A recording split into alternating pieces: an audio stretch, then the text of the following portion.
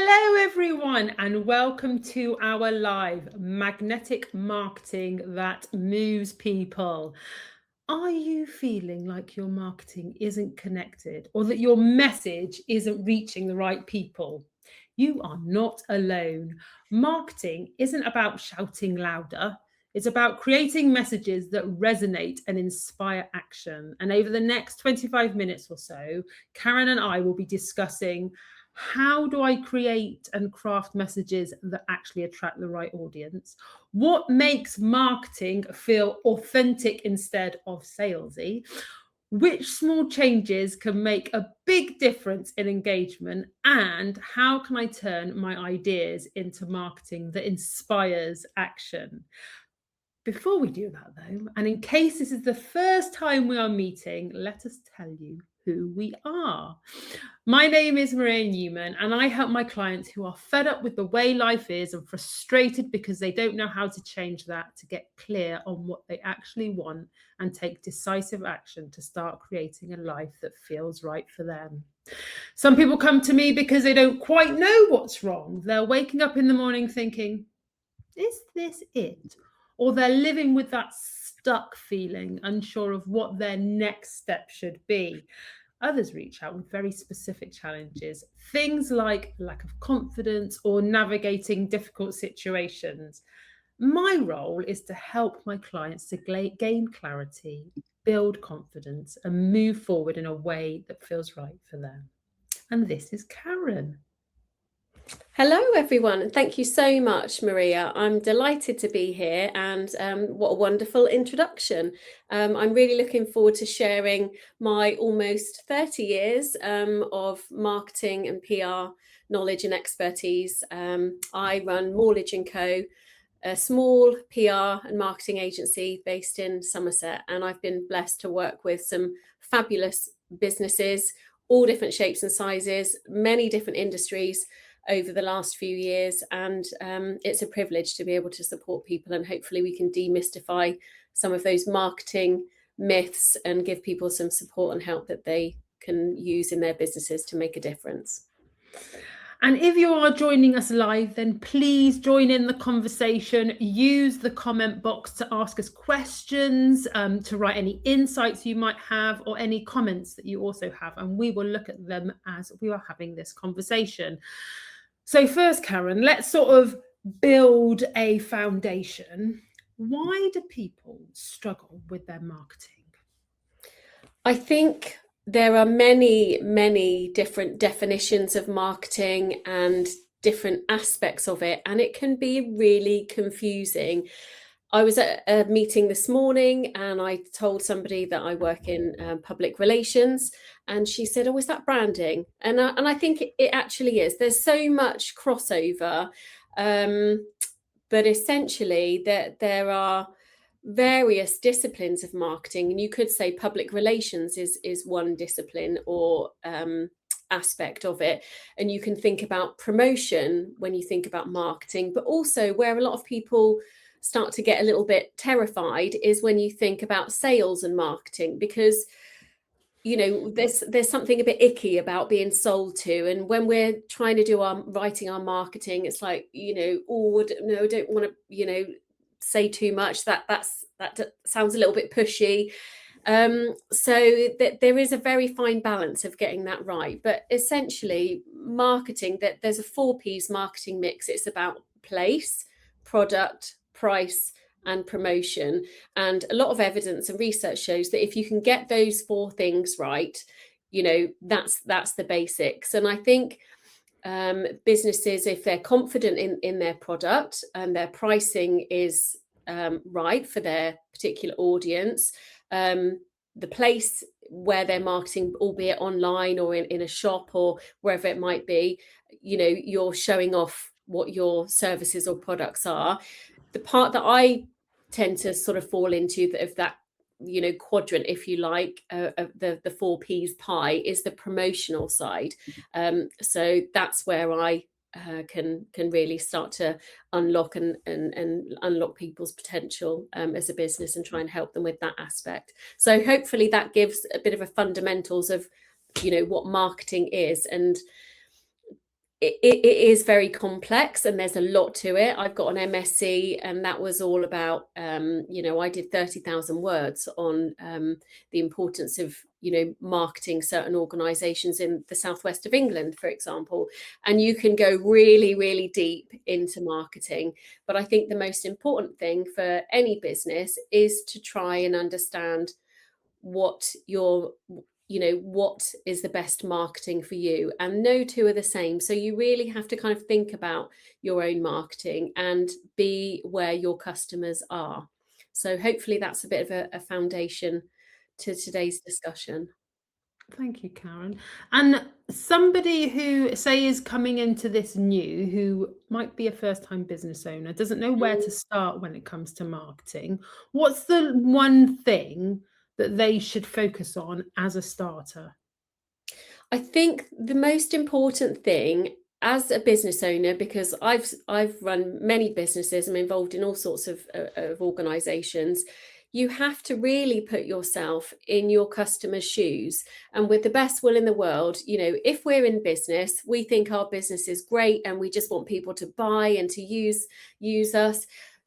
But you have to flip that round. You have to see it from the customer's perspective or a prospect's perspective, because once you get them, to part with their hard-earned money, they become a customer. But think about where those people are.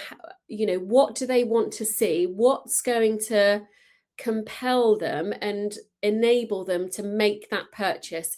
And it may well be that you just want someone to direct message you, or you want an email, or you want a phone call. But it's about understanding their psyche and what's going to land well with them. And my advice is to really keep it simple and to focus on a few small areas of marketing where you feel confident and brave to have a go and to see what works.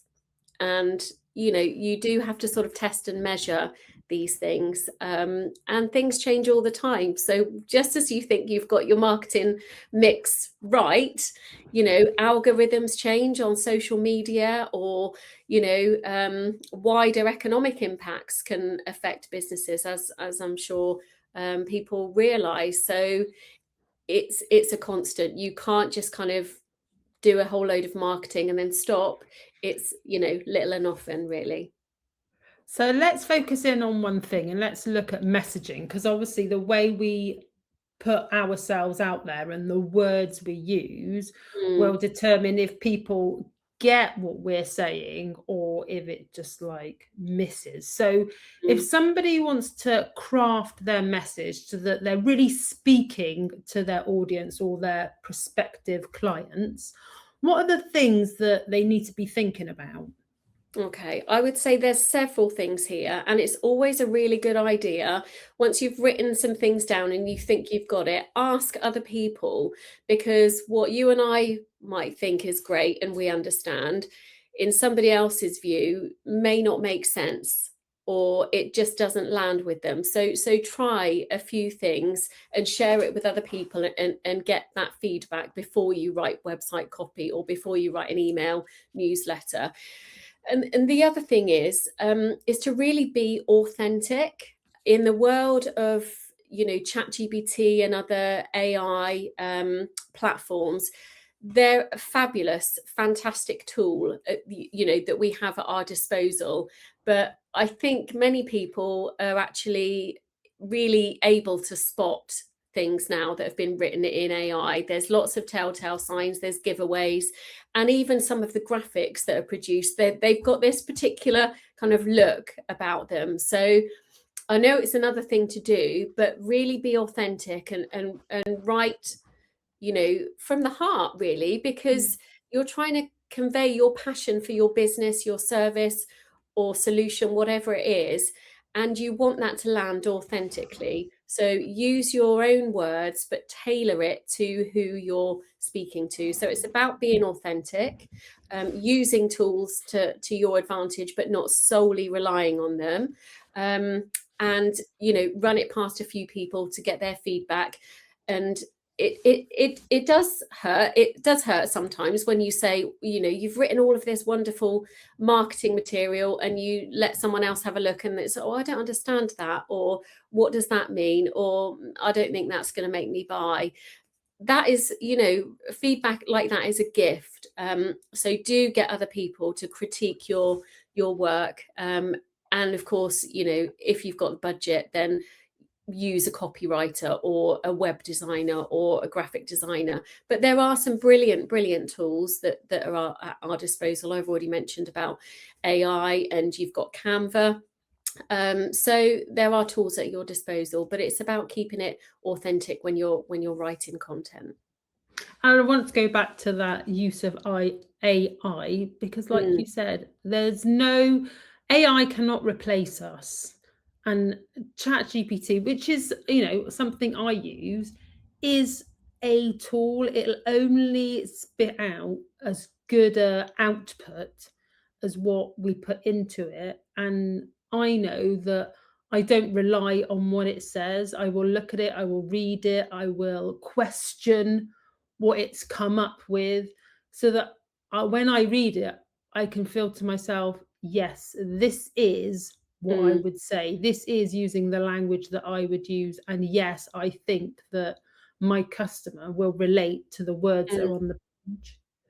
Absolutely. And you can take it a step further. I mean, there are premium versions that you can pay for and so on, but you can train something like ChatGPT to speak in a certain, what we call, tone of voice. So you want all of your marketing materials to be consistent.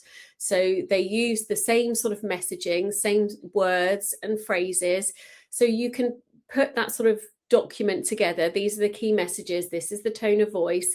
So when you're putting out something on LinkedIn, say, it replicates some information from your website. And then when you're putting something on social media, such as Instagram or TikTok, wherever, those messages are consistent, because familiarity is really important when it comes to marketing. You have to kind of find opportunities to build trust with people and put part of yourself out there, and it does come back to being authentic. People buy from people at the end of the day. If we stuff a whole load of keywords into a chat bot and ask it to produce marketing material, I don't think that that's necessarily going to stick or do the business the best service. So by all means, use tools at our disposal that we have at our disposal, but make it real and genuine, as if you were trying to convey, how wonderful your product or service is to someone that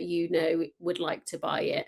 And yeah, I don't think you can go too far wrong if you do that authenticity. So, what is it then that helps us to make sure that our marketing feels authentic instead of it feeling salesy? Because obviously, definitely from a woman's perspective, I think we get quite hung up on the ickiness of selling, and there's that balance between, we still need to sell our services, because if we're not generating income, we can't survive. And yet we still want to obviously be ourselves in it, and offer our services in such a way that it is genuine and it's not forced selling. Absolutely. And I'm glad you mentioned that perhaps as women business owners, there's a bit of a struggle with that. And I think it's a confidence thing. And I think we must remember why we're doing this. Ultimately, we're in business because, we want to make money. We want to, spend money on the holidays for the family. Or so it's about asking yourself, what is your why, and remembering that. So there's that aspect of it as a sort of self-confidence, and it's okay to promote what we do. We've got something to offer. So framing it in that way can sometimes help. And the other thing, really, I think, is to be able to ask for the business. There is a bit of a fear. And so when you're writing your marketing, think to yourself, why am I doing this? And you must have a call to action, not necessarily in every piece of marketing that you put out. But if you think in your mind, okay, right, I need to do some marketing, whether it's an email newsletter, a new page on your website, a social media post, whatever it might be, what is the purpose of that? Why are you doing that?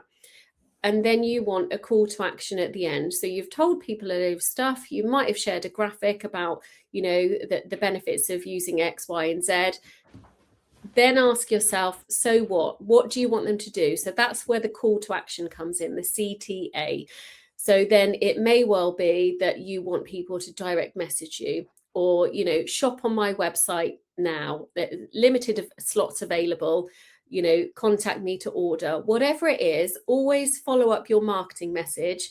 Or you can have multiple calls to action. If you've got a various email newsletter that's going out, you can book onto this, or you can buy this, or book a one-to-one with me, or free no obligation chat, whatever it might be. Give people instructions, because we live in such a noisy, busy world. Sometimes we just need to be told what to do, and it's as simple as that. There's nothing icky about it. You're selling your product or service. Somebody out there will buy it, wants it, needs it. They might not even know, but you're sending them something. So tell them what you want to do, and keep creating those opportunities, and just keep going consistently with the same messages. Tweak things, as and when you need to, mix things up a little bit, but it is just, keeping that consistent. And I think that is so right, isn't it? We'll watch stuff on social media, we're in that like scrolling loop, and we'll Yes. forget to do something simple as, you might watch a TikTok video or a Instagram reel or a video that's been posted on LinkedIn, and you might have really enjoyed it, and yet you forget to like it or comment. So it is as simple as you just don't think about it. So giving that simple instruction just reminds people how they can show a little bit of love if they've been, entertained, or they found value, or they've benefited in some way from spending those few seconds like in your world. Absolutely, absolutely. And some people have got it down to a fine art. I mean, we all sit there at times, don't we? And you sort of scroll, and you watch things, and you scroll on, and before you know it, half an hour's passed. But some people catch your eye more than others, and I guess that is about, the magnetism of marketing. So yeah, don't be afraid to say, if you've liked the content, give me a like, or it would be great to have a follow, or whatever it is. So yeah, just give people instructions, and be authentic and genuine with it, because I think we've all seen people that come across as really, really salesy, and buy, and if that's right for your brand, brilliant. But you have to be true to who you are as a business owner, what it is you're trying to sell, and make sure that connection is there. So whilst we're talking about social media, let's move on slightly to the things that we can do to get some engagement. Because I hear people going, wow, I'm putting a blog out and I don't even know if anybody's reading it because I'm just not getting anything back. Or I think I'm active on social media, and yet I don't really get any likes, or I get the odd comment now and again, and I don't know if it's landing. So what can people do? Just small actions that will make a difference as far as getting more engagement is concerned. I think the key with this, Maria, is the word social. You can't just broadcast continually. I've popped on LinkedIn this morning, haven't posted anything, don't want to post anything, but I've commented on a couple of people's posts that I've seen. That's engagement. That will help them, and it plays out in both ways. So I think the first thing is engage with other people if it's relevant to your business, if they're in your kind of network. I think that's a really good thing to do when it comes to social media. It's good practice, it's good etiquette. And I think the other thing to do is to keep things simple. And again, it comes back to where your customers are. So if you're business to business, LinkedIn is an amazing platform, and that's where you need to be. If you're business to consumer, then you've got other social channels such as Facebook, Instagram, and so on. And it's about working out where you are, getting the most engagement. And I would say to people, it's really difficult these days to get lots of engagement and lots of traction by putting posts out and different content. But please don't be disheartened because you might only get 2 likes, because you might only get 1 like. It doesn't mean that that's not showing up in people's feeds, because as we've already alluded to, we live in a busy world. We just scroll. We don't necessarily like and comment because we don't always have the time to. But subliminally, your brand is appearing where your, potential customers are. So if it feels like you're kind of shouting your messages into a void, keep going and don't be despondent. Consistency is key. And there is some research that shows that I think it's about 7 times somebody will need to see something as a touch point before they will necessarily commit to buying. So you might see something on a Facebook page of a certain company, then you might hear something on the radio, or somebody will mention that company name, or you might see it a couple of times on your feed. So all the time you're building up that kind of trust before someone makes a purchase. And the bigger the purchase item, coming back to the marketing mix, the price, the longer that period will take. If it's a quick instant, a few pounds, sign up for this, then it may not take that number of times. But yeah, I hope that's helpful to people when they're sort of thinking, gosh, where do we start, and what do I do, because none of it seems to be driving traffic, or I haven't got that many likes. Rest assured, people are seeing it, and it's making a difference. And it goes back to what we were saying a minute ago, where sometimes people they'll see your social media content and they'll just forget to just give it a like, because we just scroll on. We view and then we scroll on.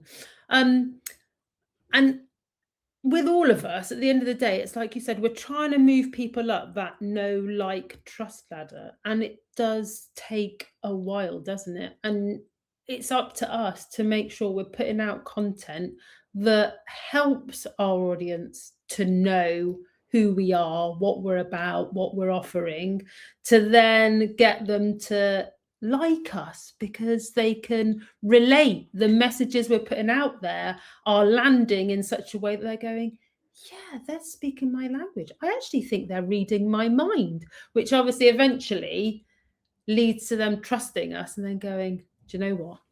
I need to work with that person. Exactly. Well, that's what I'm hoping they're thinking.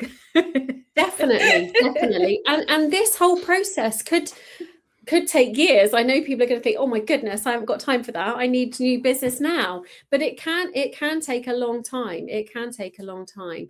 But just keep at it. It's so important. I've heard lots of businesses over the years, when budgets have to be squeezed, often marketing tends to go, and then it's only so long before the sales start to dry up, and they think, oh, we maybe shouldn't have stopped doing that marketing or dialed that down, and they dial it back up again, and lo and behold, things pick up. It is a fine balance.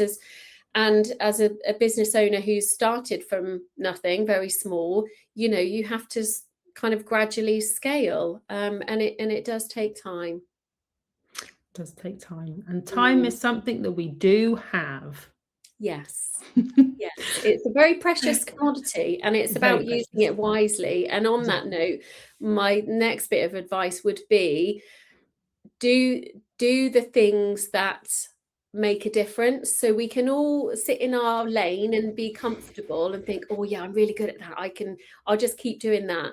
But there is something called the marketing mix, and you need to sort of mix up the marketing tactics, the activities that you're actually doing. And it's about recognizing which ones are working. So where did you get that lead from? Where did that inquiry come from? What did you actually write? What was your message or your call to action? Because that has worked. So do that again in a different post or in a different place. And, when something works, recognize it and repeat. Do you know what I can't think what I was listening to or what I read. I tell you what it was. I attended a workshop, and the person who was leading the workshop was talking about the 80-20 rule, which I know lots of Tomato us know. theory. Yeah, Yeah. exactly. And it's the fact that rather than concentrating on the 20% of activities which we know will give us the 80% return, Mm, potentially we sit in the 80% because that's like the stuff we're good at, that we can do comfortable. comfortable Mm, regardless of the opportunity, outcome, payback that it gives us. So that is such a valuable point you've made, Karen, there, that it is like focus, do the thing. I'm going to quote something that will make me do the thing that moves the needle. definitely. Yeah. Yeah. We need to push ourselves out of our comfort zone because, it will pay dividends. It It will. will. It will. Okay, we're coming towards the end of our time together. I have one final question, though, that I want to put to you for us to cover before we draw this to an end. How can people turn their ideas into marketing that inspires action from their audience? Ooh, okay. So I think the word is action there. So it is uh, coming back to, what do we want that person to do in that moment when they're reading that piece of marketing or they're absorbing it. What is that call to action? So it's keeping that in the forefront of your mind, but it doesn't always have to be an action. Sometimes you just want to share some information to build up that relationship. You want to share some thoughts or some ideas, about you as a business owner, and that's relevant too. It's not always about, sell, sell, sell. It's about having that balance. I'm not sure that's fully answered the question. I want to make a really good answer because it's the final question. Um, so I think that's important. Remind me of the question again, Maria, and I'll see if I can add anything more. So it's how can people change their ideas into marketing that inspires action? Okay. So I think any ideas that you have, I'm a big fan of a bit of a brainstorm and a brain dump. So you might want to go old school and just think, right, this is my business, these are all my ideas, scribble them all down. Whatever words or messages or phrases come into your head, and then start to group them, and then think what you can actually do with that information. So can you do a short piece of video, 10-15 seconds, put that out on your socials and see what happens there. So rather than just sort of typing away, sitting behind our screen in our comfort zone, just sort of, I'll post that out, would a video land better? Think about things differently. And if you could get all of those ideas down, then start to percolate them, test and measure, and see what starts to land and what starts to work. So that would be my final piece of advice on how to get ideas into action. Thank you, Karen. So we are at the end of our time together. Doesn't time fly when you're having fun? Absolutely. It's been a pleasure. Thank you so Yes, much. no worries. The time has literally gone really, really quickly. So in these final seconds, how can people stay in your world, Karen? What is coming up for you if people want to work with you? Tell us. Tell us all the information you have. Thank you for the opportunity. So you can find me on social media. I'm Karen Morledge.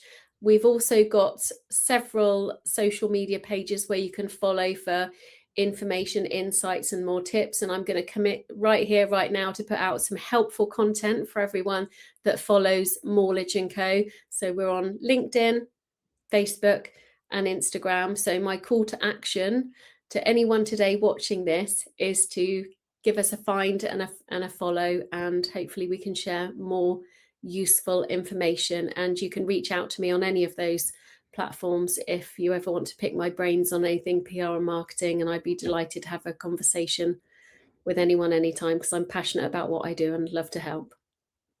Thank you, Karen. And for me, a lot of this is around your mindset and you being in your own way of putting yourself out there in such a way that your customers can relate to what you're offering. So I am running a workshop on the 20th of May, from doubting to decisive: how small mindset shifts unlock big results. It's on Zoom. It's an hour, 12 o'clock till 1 o'clock, British summertime, and it's just £20. And I will put all the information in the comments box, as will Karen as well. So you can just click the link and it'll take you to where you need to be.